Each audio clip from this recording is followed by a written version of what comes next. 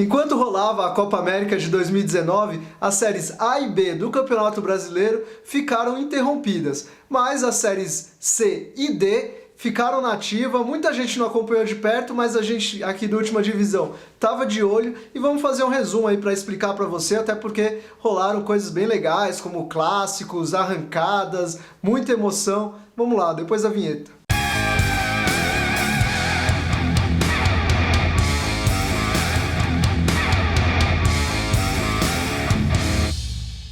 A melhor forma de acompanhar o Campeonato Brasileiro é pelo aplicativo EI+.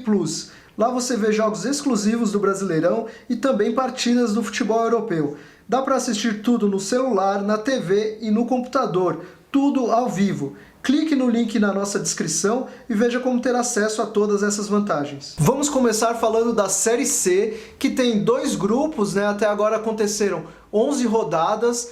Os dois grupos tiveram 4 rodadas durante a Copa América. Então vamos dar uma resumida aí do que aconteceu de mais destaque durante essas 4 rodadas. Primeiro vamos falar dos destaques positivos, né? Com certeza o maior deles é o Ferroviário, um time que subiu da Série D para a Série C no ano passado e já está chegando com tudo aí na Série C, está liderando praticamente desde o começo da competição, está liderando, e durante a Copa América somou 7 pontos e, mais importante do que isso, conseguiu aumentar a vantagem para o segundo colocado, né? Então realmente é um time que está surpreendendo, liderando e praticamente encaminhando já a classificação para a próxima fase. Outro destaque positivo é o Confiança, que é um time que no começo parecia que ia lutar até contra o rebaixamento, mas conseguiu uma arrancada durante a Copa América porque somou 10 pontos. Foi a maior arrancada envolvendo o Grupo A, Grupo B, conseguiu 10 pontos em 4 jogos e aí arrancou para a segunda posição, está realmente na briga para se classificar. Outros destaques positivos foram os clubes do Maranhão. O Imperatriz e o Sampaio Corrêa somaram 7 pontos durante a Copa América e também chegaram ali na zona de classificação, estão bem próximos da briga e inclusive se enfrentaram. Foi um clássico do Maranhão, aconteceu durante a Copa América e o Imperatriz venceu o Sampaio Corrêa, uma vitória muito importante para o time do Imperatriz. Agora, falando dos destaques negativos, a gente tem que falar do Globo e do 13, que são times que lutam contra o rebaixamento e somaram apenas 3 pontos durante a Copa América. O ABC também está nessa briga contra o rebaixamento, mas está ameaçando uma reação, não perde a 3 rodadas, né? Então parece que vai conseguir subir algumas posições, vamos ver no decorrer então dessa fase de grupos. Outros destaques que a gente pode dizer negativos, decepcionantes, por enquanto, são os times pernambucanos, né? Afinal de contas, são tidos normalmente como favoritos, né? Times fortes, de tradição, e o Santa Cruz e o Náutico, por enquanto, estão fora da zona de classificação, somaram apenas 4 pontos durante a Copa América. Tem sempre a chance de um deles embalar, até porque tem torcidas fortes, né? Que empolgam bastante esses times, mas por enquanto não estão tão bem. Inclusive, o Santa Cruz ainda pode se orgulhar de ter uma vitória no clássico entre Santa Cruz e Náutico, que aconteceu durante a Copa América. O Santa Cruz venceu, foi um desses pontos aí que ele somou durante a Copa América. Outro clássico importante que aconteceu durante a Copa América foi entre Botafogo da Paraíba e 13. Nesse caso, o Botafogo venceu o 13, uma boa vitória que acabou complicando mais ainda a vida do 13. Agora vamos falar do grupo B da Série C, que o Juventude teve um ótimo aproveitamento, somou 7 pontos e com isso assumiu a liderança do grupo, né? Agora é o novo líder do grupo B. Outros destaques positivos foram o São José e o Paysandu, que somaram ainda mais pontos. Eles somaram 8 pontos e conseguiram uma arrancada, estão na zona de classificação. O Paysandu, inclusive, tem um destaque por conta da rivalidade com o Remo, porque o Remo estava ali na liderança e acabou vacilando muito durante a Copa América. Acho que os jogadores se distraíram demais com a Copa América, ficaram vendo os jogos lá da seleção brasileira e somaram apenas 2 pontos, sequer conseguiram alguma vitória. Caíram realmente na tabela e ainda perderam um clássico. Teve o clássico entre Remo e Paysandu e o Paysandu venceu, foi um desses 3 pontos aí que o time conseguiu para essa arrancada. E falando de jogos entre times do mesmo estado, aconteceu um jogo entre Ipiranga de Erechim e Juventude. E o Ipiranga venceu, uma vitória muito importante para o time, afinal de contas enfrentou o Juventude, que hoje é o líder do grupo B, e o Ipiranga conseguiu vencer, venceu bem realmente, uma vitória importante para um time que está tentando ali entrar na briga pela classificação. E já que a gente está falando de time gaúcho, quero voltar a falar do São José, que está invicto há 9 rodadas, tem conseguido fazer realmente uma campanha muito boa e está merecendo destaque, inclusive por ter sido outro time que subiu da Série D para a Série C no ano passado e já está conseguindo fazer bonito então na Série C. Agora falando dos destaques negativos, né? Infelizmente o Atlético Acreano, que é um time que aqui a última divisão simpatiza muito, a gente já citou em vários outros vídeos e inclusive nas redes sociais, né? Dando destaque para algumas histórias bem legais do time. Na Série C dessa vez o Atlético Acreano está mal, somou apenas 3 pontos durante a Copa América e segue na lanterna, praticamente desde o início está lá na lanterna parado e mostrando dificuldade para reagir, acho que principalmente pelas viagens longas, né, que o time tem que fazer para o sul, para o sudeste, não está conseguindo se dar bem. Inclusive outro time que tem que lidar com isso é a Luverdense, né, porque não é do sul nem do sudeste, também tem algumas viagens mais longas e está na luta contra o rebaixamento. Além dos dois, quem também luta contra o rebaixamento por enquanto é o Tombense e o Boa Esporte. O Tombense somou apenas 3 pontos durante a Copa América, o Boa somou 4. O Tombense vale até chamar a atenção porque é um time que começou bem, parecia que ia conseguir brigar por uma zona de classificação ali, mas essa campanha ruim durante a Copa América jogou o time para perto da zona de rebaixamento. E um clube que fez exatamente o contrário foi o Volta Redonda, é um time que começou mal, demorou para engatar, mas parece que durante a Copa América resgatou e está indo melhor, está se aproximando da zona de classificação. Agora é hora de falar da última divisão do futebol brasileiro, a Série D. Vale lembrar que a fase de grupos, né, acabou antes da Copa América começar. Inclusive a gente fez um vídeo destacando os piores times da fase de grupos. Vamos colocar aqui no card, na descrição para você acompanhar, um vídeo bem legal. E agora chegou a hora da gente falar dos melhores times, né, dos times que chegaram já nas quartas de final e estão muito perto de conseguirem um acesso. Durante a Copa América rolaram 2 fases, né, primeiro a segunda fase e depois as oitavas, ambas em mata-mata, né, 2 jogos, então aconteceram 4 jogos que definiram então os times que chegaram nas quartas de final e a partir daí quem passar das quartas já chega com acesso garantido, né? Os 4 times, os 4 semifinalistas já têm acesso garantido para a Série C de 2020. Vamos lá lembrar quais serão esses jogos decisivos. Um dos jogos será entre Brusque e Juazeirense. O Brusque fez a melhor campanha de todos os classificados até agora, realmente foi bem desde a primeira fase, depois eliminou Hercílio Luz e Boa Vista, 2 times bem cotados, 2 times fortes, então chega muito bem para esse confronto contra a Juazeirense, que é um clube que já chegou à Série C, entre todos os clubes das quartas de final da Série D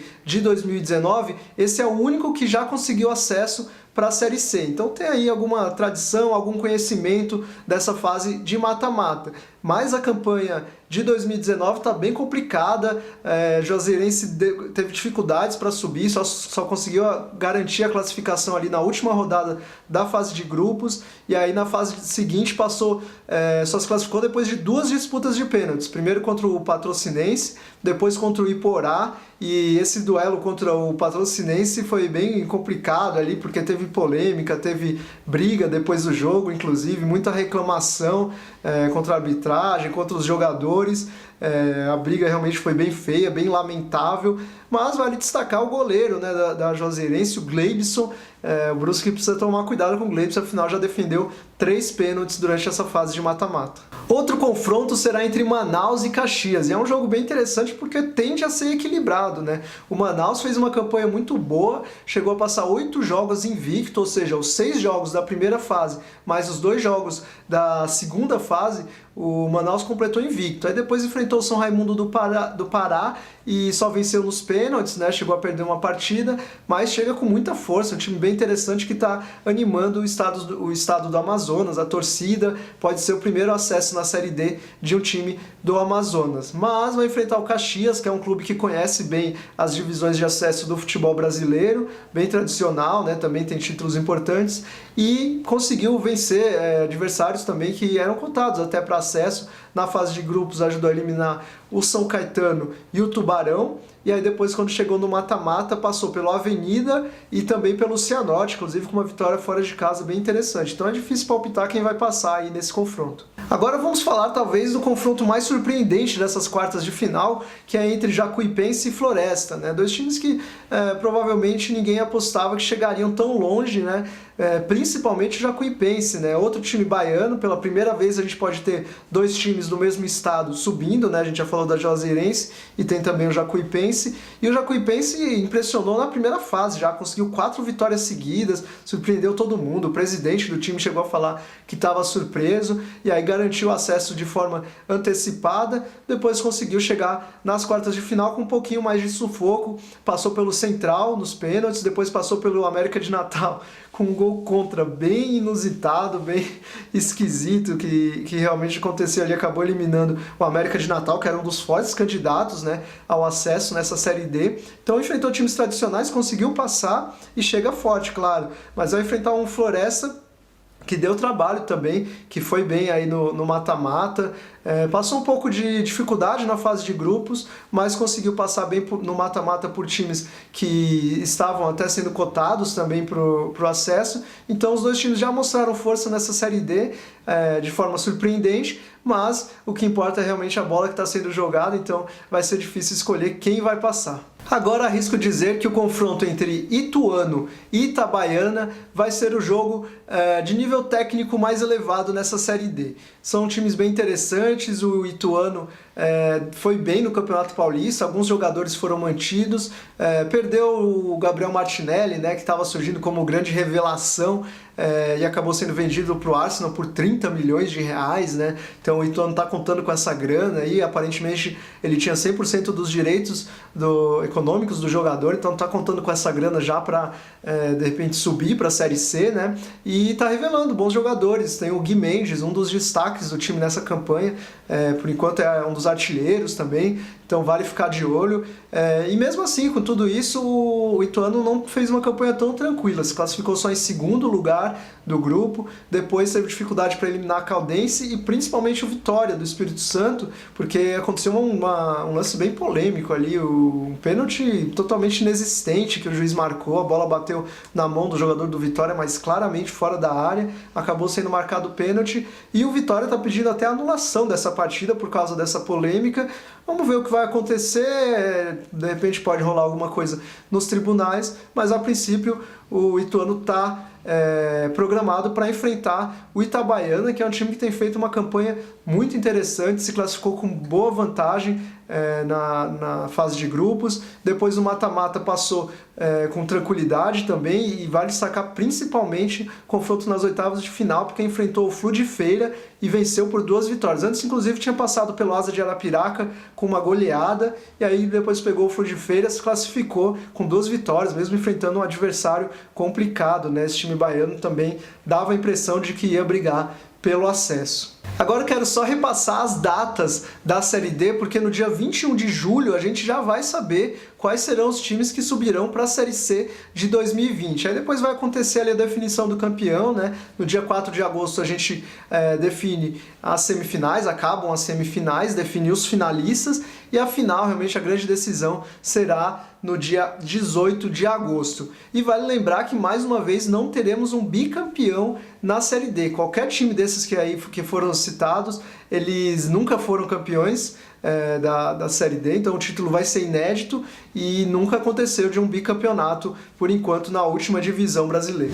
Agora convido você a acessar o site ultimadivisão.com.br/ícone para conhecer a nossa parceria com a Ícone Sports. Foi ela que fez essa camisa aqui do Última Divisão, muito bela. A gente criou no simulador que a Ícone fez, né, que existe lá, que é muito legal. Você pode usá-lo para criar aí a camisa do seu time, do seu clube, e você também pode adquirir a nossa camisa do Última Divisão. Se você tiver acesso, tem lá todo o procedimento para você comprar o nosso uniforme. Então é isso, ficamos por aqui, deixamos o espaço aí nos comentários para você contar pra gente de mais alguma história da Série D, ou também palpitar, né, sobre quem vai subir, tanto na Série C quanto na Série D. Vamos lá ver para quem vocês estão torcendo. Também, claro, se inscreva no nosso canal, deixe o seu like, ative as notificações para acompanhar sempre. A gente está de olho sempre na Série D e na Série C. Vamos fazer mais vídeos em breve. É isso. Até a próxima.